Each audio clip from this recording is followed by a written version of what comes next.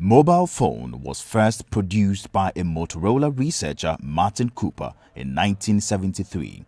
Now, the once uncommon device is a household gadget making life easier and communication better and effective. Statistics available to the National Communication Authority shows there are more than 36 million devices currently being used by Ghanaians. One worrying trend is the addiction to these devices by some Ghanaians.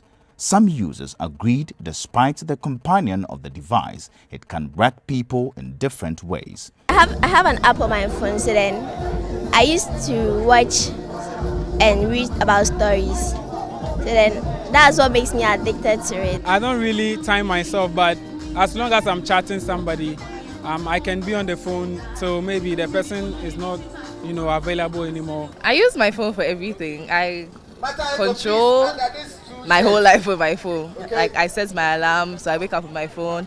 I go to bed listening to something on my phone. So I don't know if it's an addiction. I think it's an addiction. Because I can't do without my phone for a day. Scores of children took to streets of Hamburg, Germany, earlier last month, protesting over excessive use of smartphones by their parents, but some Ghanaian children also shared their views on the subject.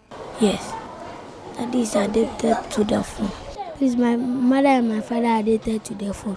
Every day if they are sleeping or if they are going to bed, they chat on the phone or in Facebook or Snapchat or they watching videos and the rest. When they give me homework and I ask them to show me, sometimes they ignore me and ask me that I should take my notes and use it because they don't sit in the same class with me when the teacher was teaching.